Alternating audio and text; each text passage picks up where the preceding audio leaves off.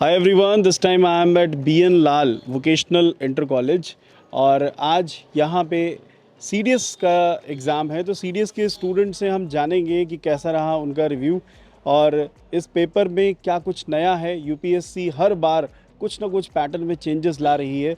तो ये वीडियो आपके लिए बहुत ही बेनिफिशियल होने वाला है। सभी एस्पिरेंट्स को इसे पूरा वॉच करना चाहिए क्योंकि UPSC के पैटर्न को समझना सबसे पहली रिक्वायरमेंट है अगर आप UPSC की तैयारी कर रहे हैं और उसे फर्स्ट अटेम्प्ट में आप उसे क्वालिफाई करना चाहते हैं। सो आइए लेते हैं रिव्यूज़ स्टूडेंट से जिन्होंने जस्ट अभी इंग्लिश का पेपर दिया है और इसके नेक्स्ट शिफ्ट में भी हम मैथ्स के पेपर का भी रिव्यू आपको शेयर करेंगे।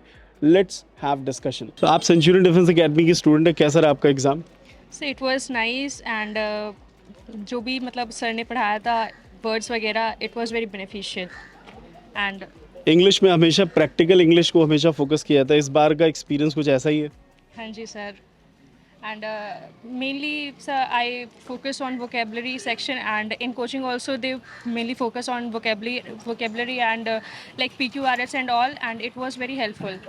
S1 S6 they really work hard for it and we also do it and it was really helpful. Words आपके सारे कवर्ड थे? हाँ जी सर वर्ड्स मोस्टली कवर्ड थे 1-2 वर्ड्स थे which are not covered but mostly they were covered. Means आपने उनको कर लिए? Yes, sir. Okay, toughest segment कौन सा लगा? Sir toughest was S1 S6. S1 S6 तो जनरली इजी होते हैं। Sir, they are generally easy, but now they are giving the whole para. Yes, sir. It was really lengthy, and this time passage was also second passage was also toughest, and it was medium, not very tough, not very easy, but it was medium. Okay, you come to academy for more discussion and best wishes for your next exam. Hi, give me your brief intro. My name is Shashi Bhushan Singh. I am from district Jalon, and I came here 2 days before to give exam. It's a bit challenging exam of CDS, and I have prepared about 6 months for this exam.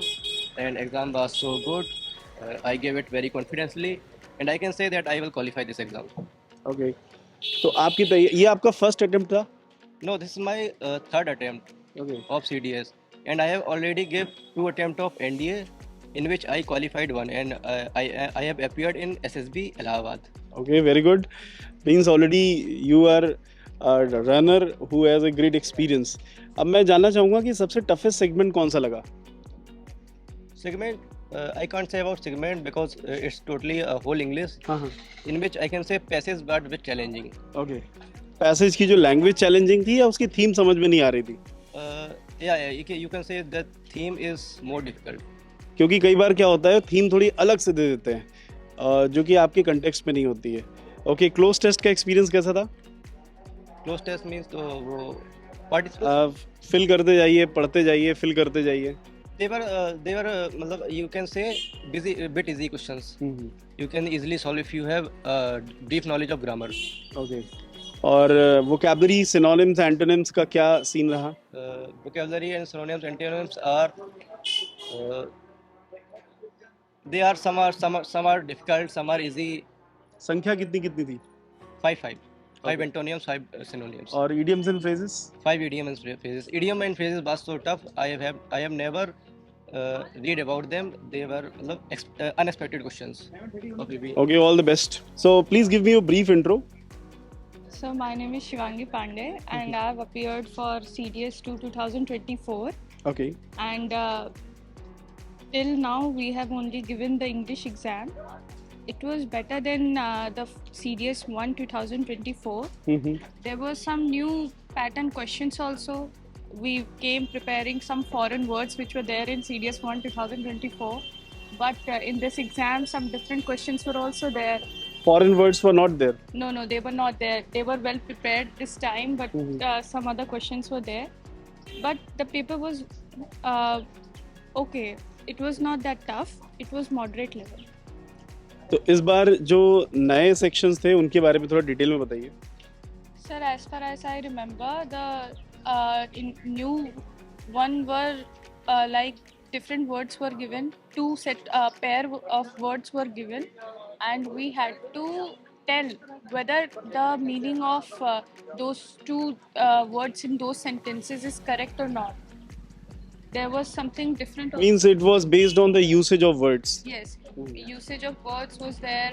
Some different words were there, and we had to use them in the sentences. So that was also there, and a new pattern was there. Different matching the following was there.